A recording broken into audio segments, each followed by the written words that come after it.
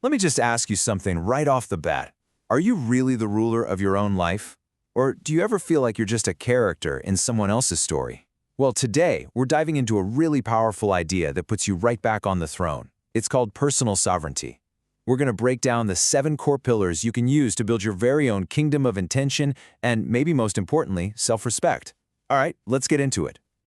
You know this feeling, right? This is the one. It's that sense that you're just a passenger, constantly reacting to whatever the world throws at you instead of actually steering your own ship.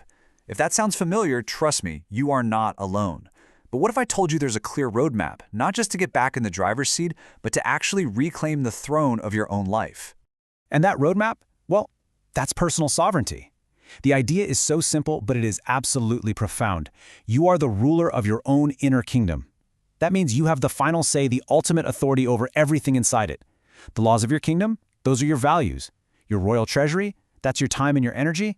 And your castle walls, yep, those are your boundaries. This isn't just some nice concept. It's basically a new operating system for living a life on purpose. Okay, so every kingdom needs a strong ruler. And to be that ruler, you first have to master yourself. So before we even think about building the outer walls, we've got to make sure the castle itself is secure. These first 3 pillars, think of them as your path to the throne, your own personal coronation. First up, pillar number 1, your values. They are the constitution of your kingdom. They are the non-negotiable laws that should govern every single one of your decisions. The core idea here is super simple and direct. Do not break your values just to fit in. A good ruler has to uphold their own laws, especially when it's tough. So, why is this such a big deal? Well, think about the real cost of breaking your own rules. Sure, trying to fit in might get you a moment of acceptance, but that feeling is so fleeting, isn't it? Every single time you compromise a core value, you're not just chipping away at your foundation. You're basically committing an act of treason against yourself, and that destabilizes the entire kingdom from the inside out. All right, let's get to our second pillar, which is all about where you choose to rule from. Now, this quote, "live in present, there is no future," isn't telling you to be reckless. No, it's about recognizing where your power actually is. Think of it this way. The past is a history book, and the future is a fantasy novel. You can learn from one and dream about the other, but you can only live and act right here in this present moment. So, the most important thing to get here is that your throne, it's located squarely in the now. You can't rule from a memory, and you can't rule from your imagination. True control only exists right here. And this slide lays it out perfectly. Anxiety is that ghost that loves to haunt the future land of what if, but your sovereignty is built by planting your flag firmly in the what is. And that brings us to the royal treasury, pillar number 3. Guard your assets. And we're not talking about gold or jewels here. No, your most precious, most valuable assets are your energy and your time. The warning is crystal clear. Do not spend them on just anyone. A wise ruler knows their treasury is finite. And this is just a perfect way to think about it. Imagine your time and energy is like a daily budget in your bank account. You can either just squander it on bad investments, people and situations that just drain you, or you can make wise investments in things and relationships that actually energize you and build your wealth of well-being. How you spend these resources really determines whether your kingdom thrives or goes totally bankrupt. Okay, so we've worked on the ruler and we've secured the treasury. Now that you've started to fortify your inner kingdom, it's time to build the castle walls.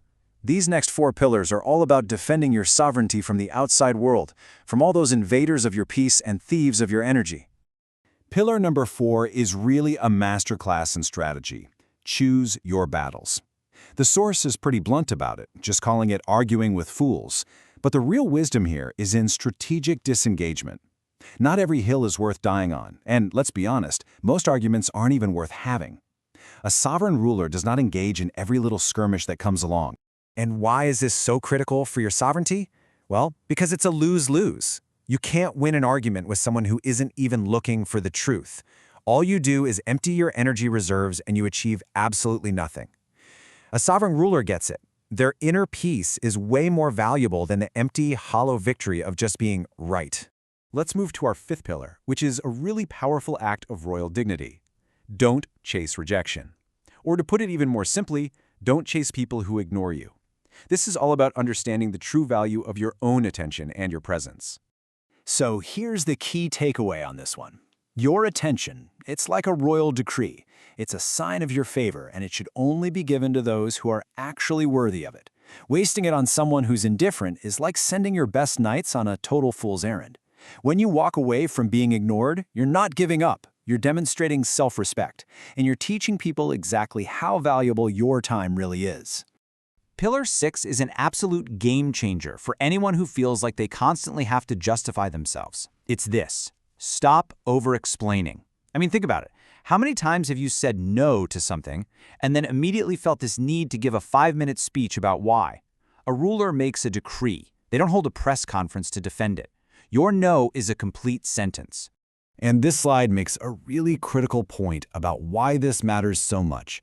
Constantly explaining yourself sends a signal to others, and maybe more importantly to yourself, that you lack confidence in your own decisions. But a sovereign person acts with conviction. And that last point, that is pure gold. The people who matter, who respect you, they don't need a long explanation. And the people who demand one, well, they just don't deserve your energy anyway.